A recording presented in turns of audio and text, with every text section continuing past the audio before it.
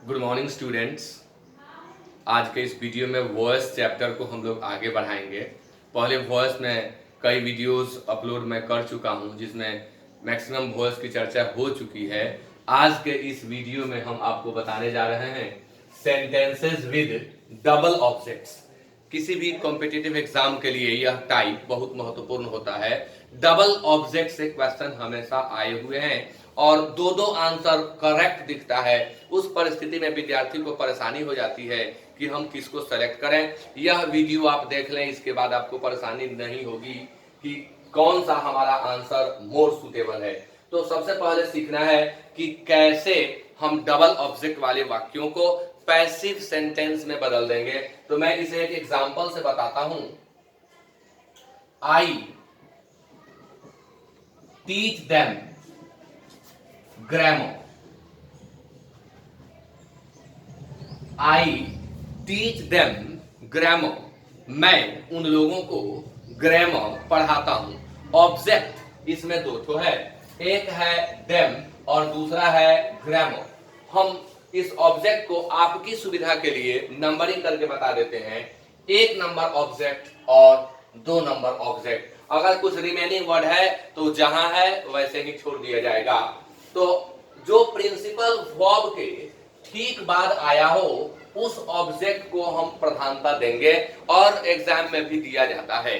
तो हमारा पहला ऑब्जेक्ट देम है और दूसरा ऑब्जेक्ट जो है वह ग्रामर है। हम दोनों ही ऑब्जेक्ट से बना सकते हैं, लेकिन मैं फिर कहूंगा कि प्राथमिकता दी जाती है पहले ऑब्जेक्ट को, इनडायरेक्ट ऑब्जेक्ट को। यानी हम अब इससे बनाते हैं तो देम का सब्जेक्ट होगा दे। अकॉर्डिंग टू टेंस यहां आर लगेगा। They are taught grammar by me. They are taught grammar by me.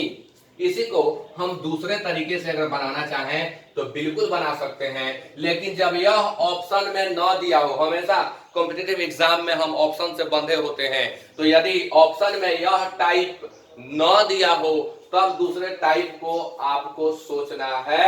अगर दोनों दिया है तो केवल इसी को आप आंसर के रूप में हमेशा सेलेक्ट करेंगे। तो दूसरा होगा grammar. Grammar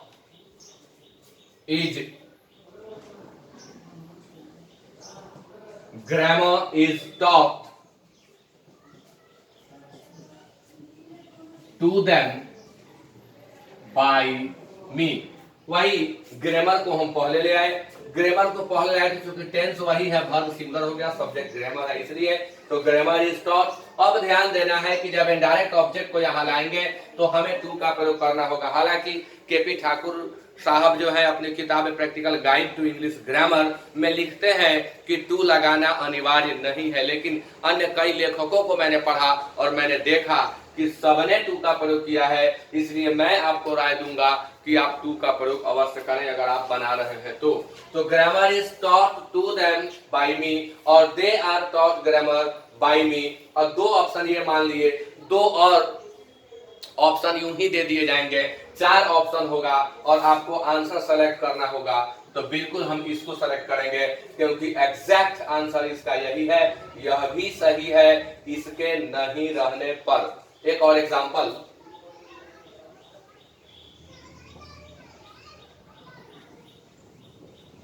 He gave me a pen.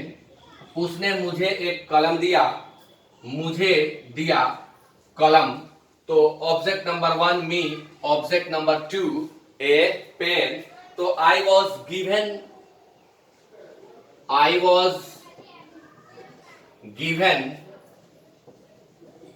A pen by him. I was given a pen by him या a pen was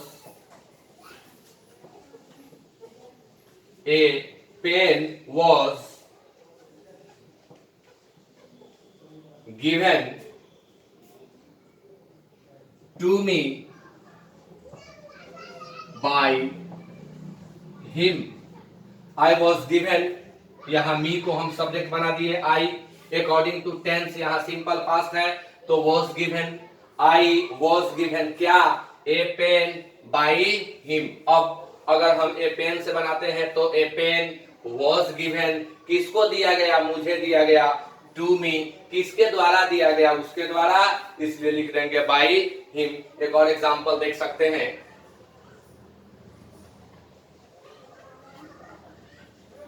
she has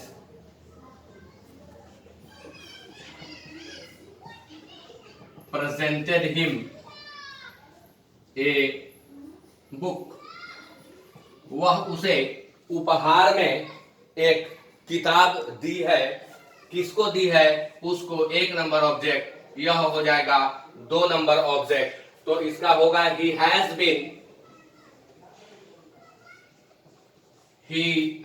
been presented, he has been presented a book by her, और इसी का दूसरा तरीका हो जाएगा a book has been presented,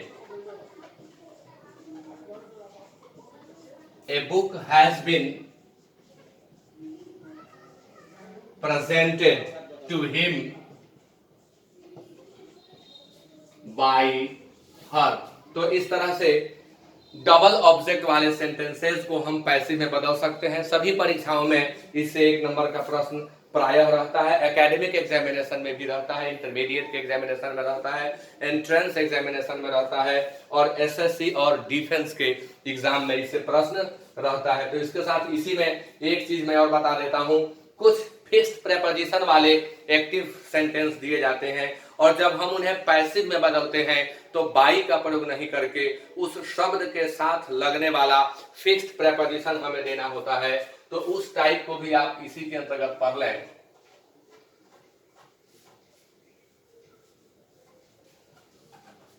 sentences with fixed preposition,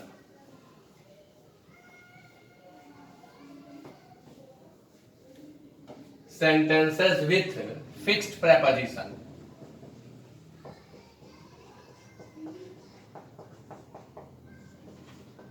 कुछ sentence होते हैं जिनमें प्रेपोजिशन फिक्स्ड वाला वर्ब आता है और जब फिक्स्ड प्रेपोजिशन वाला वर्ब आता है तो उसको जब हम पैसिव में बदलते हैं तो बाई नहीं लगाते हैं।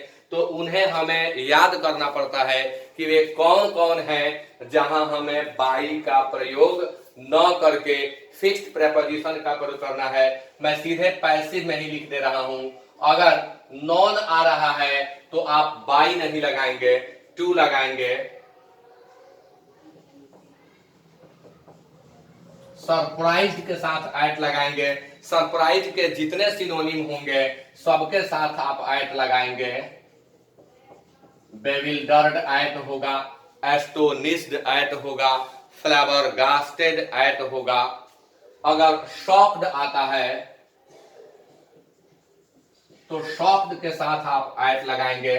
सैटिस्फाइड अगर आता है तो सैटिस्फाइड के साथ आप विथ लगाएंगे। अगर प्लीज्ड आ रहा है तो प्लीज्ड के बाद आप विथ लगाएंगे। अगर एस्टोर्ड आ रहा है तो एस्टोर्ड के साथ इन लगाएंगे। कॉन्टेंड आ रहा है तो इसके साथ भी आप इन लगाएंगे। इंटरेस्टेड के साथ आप इन लगाएंगे। इंटरेस्टेड के साथ आप इन लगाएंगे। तो इस तरह के जो भी वर्ब हैं उनका प्रेपोजिशन फिक्स्ड होता है और हमें उस फिक्स्ड प्रेपोजिशन को ही फॉलो करके एक्टिव को पैसिव में बदलना होता है। बाई के प्रयोग से बचना है। बाई लगा करके एरर दिया जाता है।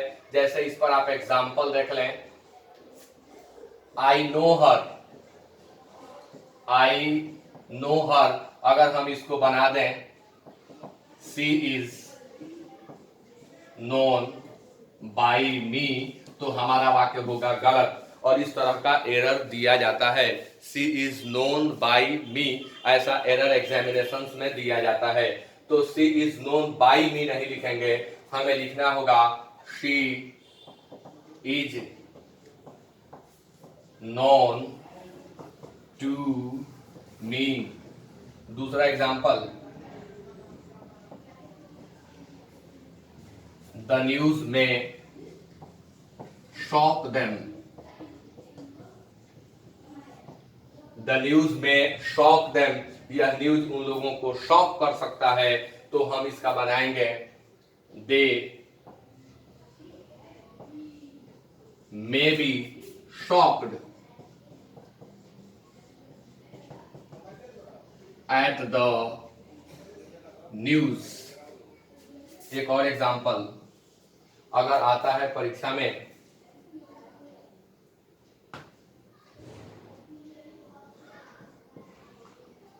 The result surprised him, the result surprised him, तो he was surprised at the result, he was surprised at the result. जबकि परीक्षा में एरर पूछना होता है तो यहाँ एट नहीं लगा करके बाई लगा दिया जाता है। तो इस तरह से जो भी फिक्स पे मैंने ये महत्वपूर्ण लिखा है, इसके अलावे और भी होते हैं, लेकिन ये महत्वपूर्ण है, इनसे एक्टिव से पैसिव का काम निकल जाता है। तो इसको आपको याद कर लेना होगा और इससे आप यह ध्यान रखेंगे कि बाई नहीं लगाना है, जो फिक्स प्रेपोजिशन दिया हुआ है यही लगाना है हमें पैसिव बनाते समय। तो इसी के साथ आज का यह सेशन समाप्त होता है। थैंक